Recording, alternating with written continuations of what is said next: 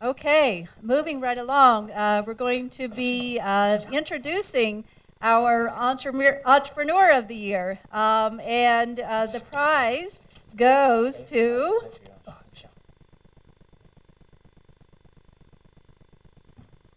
David Zhu. He is the CTO and the co-founder of Intraproid, now called Divide.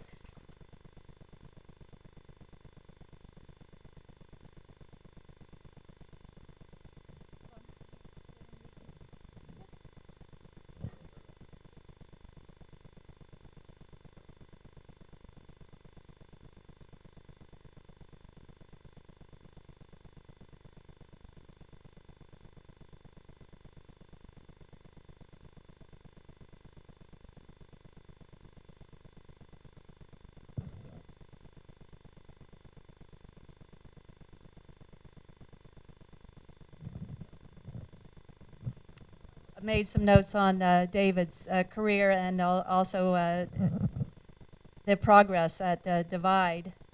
Divide is a really young, it's really young, but it's raised a tremendous amount of money from some very big corporate strategic investors. It's already raised 25 million in 2 rounds. It was formed in 2010. It's an interesting company in that it has a base in Hong Kong, a base in New York, and a base in London. And David is right here in Hong Kong. So what this company does, and I'll let David describe it a little bit more because he's the technologist here, but it actually divides your smartphone into 2 separate sections so that you can be doing your corporate work and doing your personal email at the same time, and neither side knows. Okay, good, I got that right. So these, this startup originated from 3 techies at Morgan Stanley. All of you were working in the IT department at Morgan Stanley, and you saw a need for this kind of product.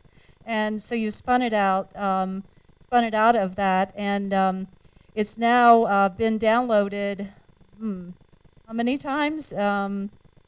How many times has it been downloaded already? I don't have the exact numbers, but I think if you could just look at Google Play or the App Store, I'm sure the numbers on there. Okay, but it's in the millions, right? At least 20 million? I'm not sure if we've actually disclosed. Oh, you haven't actually disclosed that. Okay, all right. Well, it's one of the top hits in the Apple App Store, isn't it? Yes, I mean, I think we're highly ranked in the certainly in the enterprise productivity category. Okay.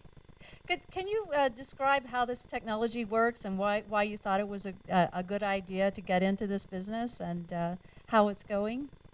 Sure. So I guess maybe just to give a quick, I guess, background context on how we all started. I mean, I guess first of all, I want to say I'm extremely honored for this award, and actually, I don't think it's myself. Certainly, I think I want to thank my co-founders actually. So there's no way I'm personally the Entrepreneur of the Year. I think there's the great team behind everything we do. So it's I think a lot of the credit goes to them for this award. So I guess then just speak about the history. So you're right. So me and my co-founders, we all worked in Morgan Stanley IT for better part of a decade, and actually, and as much as it's dark days for BlackBerry now, I think everybody here remembers, for 10 years they absolutely dominated the enterprise mobile space, right? I mean, they were known as crackberries for a very, very good reason. And so when we were at Morgan, we actually wrote a lot of software for these smart devices, right? And I think along the way, we try to push the limit of the platform.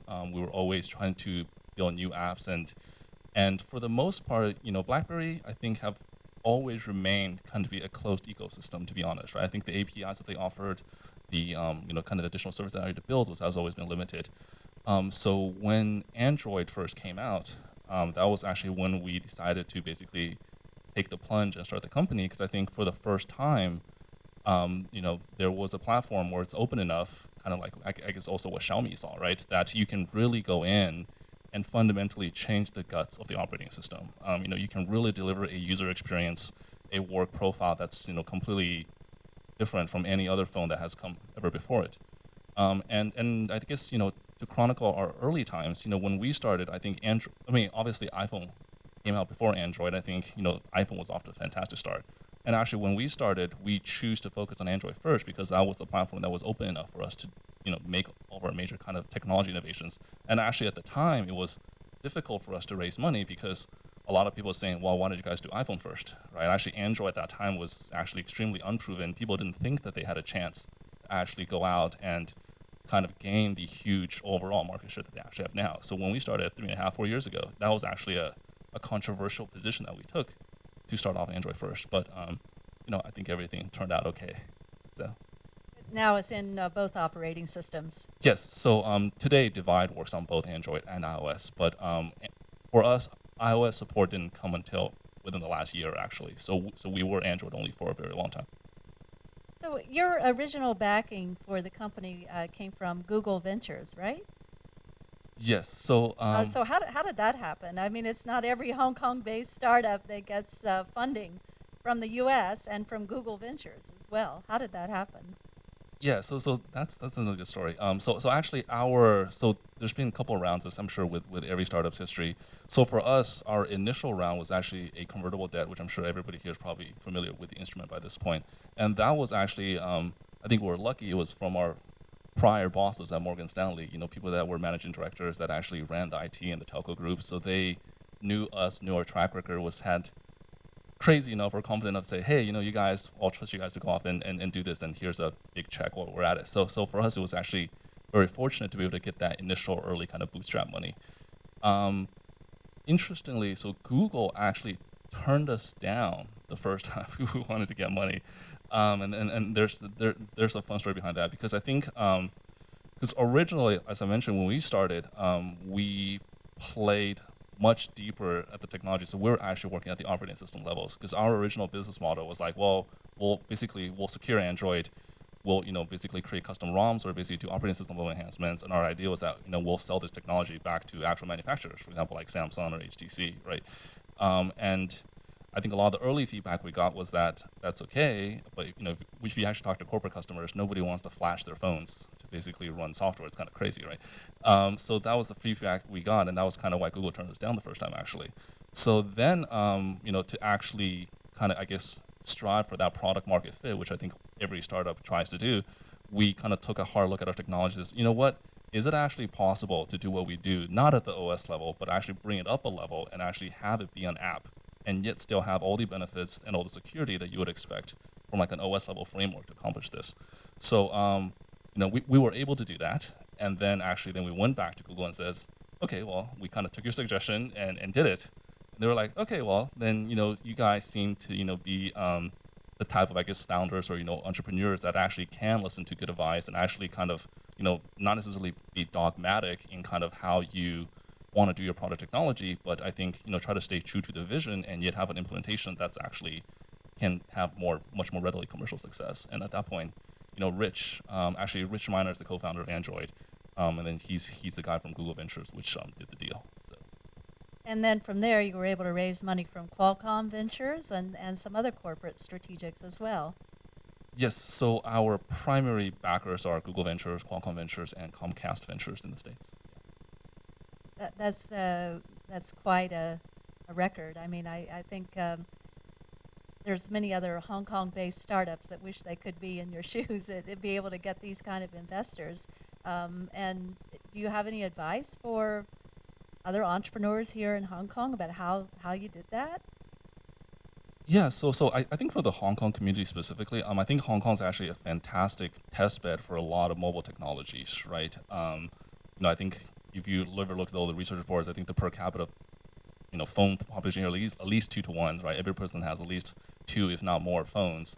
And the networks here are fantastic. I mean, extremely high-speed networks, awesome coverage over the place. One funny story I always like to tell is that in Hong Kong, you get used to, talking in the elevators, in the subways, right? And then I go to New York City, and people look at me like I'm crazy when I try to do these things because you just get into the habit. So I think Hong Kong's only fantastic for that. I think the challenge for a startup coming out of Hong Kong is actually to think bigger, right? Because I think the problem is Hong Kong, even though it's a great city of 7 million, which is a very, very nice local test bed, but unfortunately, I think as far as the venture capitalists are concerned, that's not big enough to actually fit into the traditional VC model because I guess to the early gentleman's point, they need the 10x, 50x, 100x, and you can't get that with a local 7 million user base. So you're in a very competitive marketplace. Can you talk about what is it like to be in this, highly fast-moving, hyper-competitive market, and what your survival tactics are? Yes. So I think this is also one of the reasons why I am in mobile. I think this is also reasons why a lot of people are in mobile. Because, for example, for us on a recruiting front, just use an example, right? You can't go out and say, I want a mobile developer with 10 years experience, because you know what? To be honest, these platforms, Android, iOS, they weren't around 10 years ago, right? So not even from a talent perspective, I guess, to your point about business strategies, I think, yes, the market moves extremely quickly. For example, even the term BYOD, which I think hopefully everybody here has heard of, right? We've really been able to kind of latch on to that term and kind of that transformation, which has happened in the enterprise now, moving to a post-BlackBerry world, right? But that term, I would say, probably only really came about in the last year or so, right? So for the first 3 years of existence, that term wasn't even around, right? So I guess it is, I guess timing certainly helps, right? I think it's and also I guess having a little bit of foresight and vision doesn't hurt either. So you have 3 founders, and one is in London, one is in New York, and you're here in Hong Kong. How does that work? Nobody sleeps. I think is the short answer.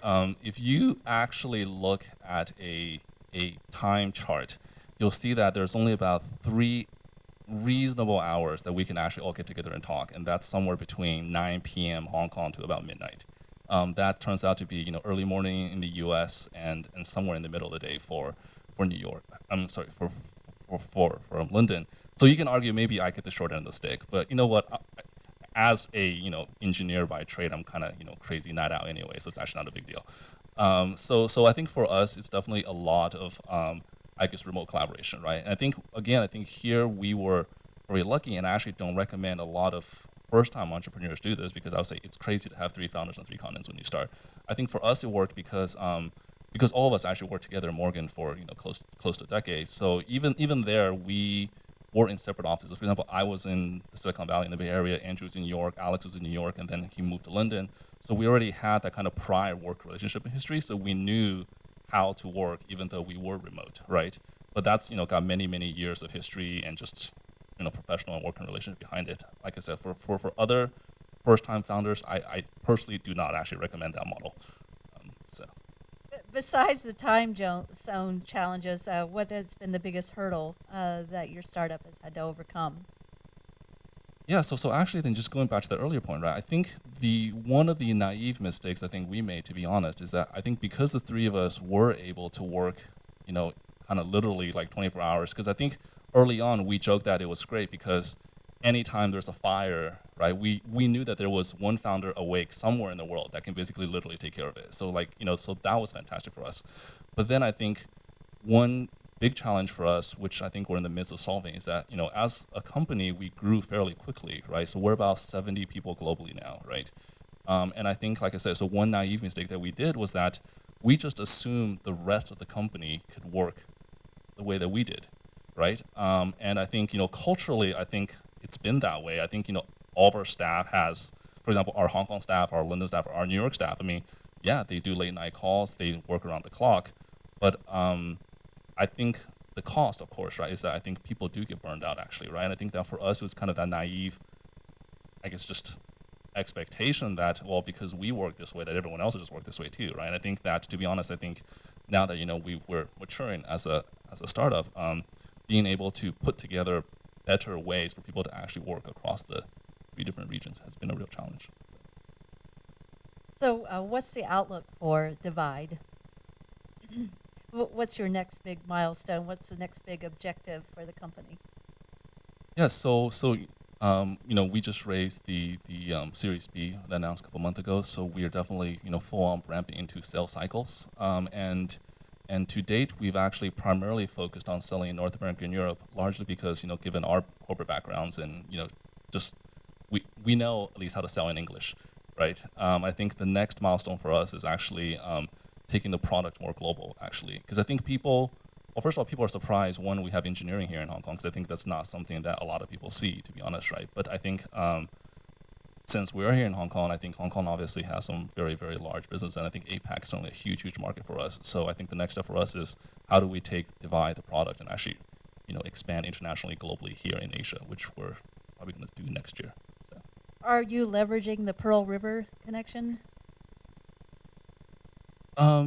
Not so much, right? But there was a joke that, yeah, well, if we ever want to get into the hardware business, this is definitely the right place to be.